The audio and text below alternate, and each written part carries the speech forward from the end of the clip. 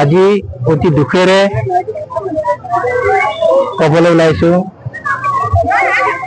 আমি ভাবিব নোৱাৰা, কল্পনা কৰিব নোৱাৰা এটি হৃদয় বিদাৰক এটা ঘটনা। যোৱাকালি আমাৰ সকলোৰে হিয়াৰ আমঠু, সকলোৰে মৰমৰ অসম গৌৰৱ, সকলোৰে শ্ৰদ্ধাৰ জুবিন গাৰ্গ যোৱাকালি এটা আকস্মিক দুৰ্ঘটনাত তেখেতৰ ছিংগাপুৰত ইহ সংসাৰৰ পৰা বিদায় লয়। আজি তেখেতক আমি সমগ্ৰ ৰাজ্যবাসীয়ে আমি শ্ৰদ্ধাঞ্জলি জনাইছো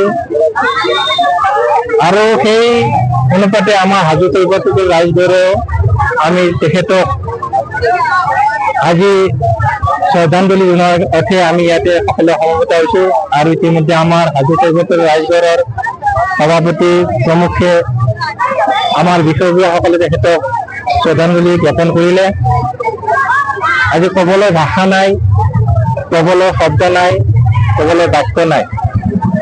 আমাৰ মাজৰ পৰা এই মহান শিল্পীজন ইমান অকালতে হেৰাব বুলি আমি কেতিয়াও কল্পনা কৰা নাছিলো, কেতিয়াও ভাবি পৰা নাছিলো।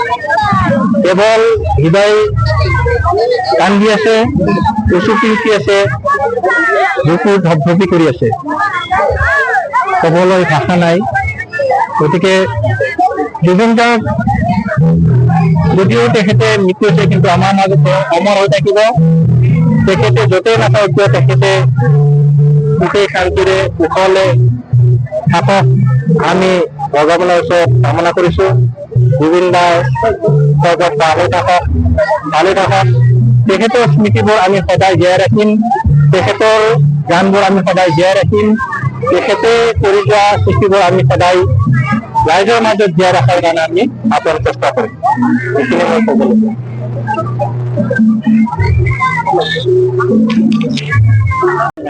ক'বলৈ মানে কি তেখেতৰ যিটো যোৱাকালি যুগ শুনিলো, জুবিন দাৰ যিটো আকস্মিক দুৰ্ঘটনা, এই দুৰ্ঘটনাটোত মানে খুবেই মানে মোৰ লগতে সকলোবিলাক ৰাইজে আমি মানে মৰ্মাহত হৈছো। তেখেতৰ এনেকুৱা ইমান কম বয়সত যে ঘটনাটো ঘটিব আমি সপোনতো ভবা নাছিলো।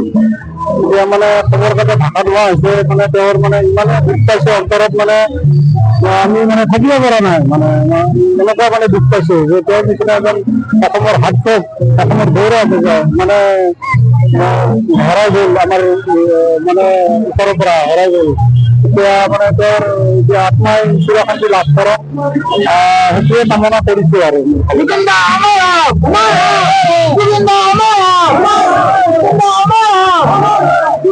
Stay informed, stay ahead. News NE 365.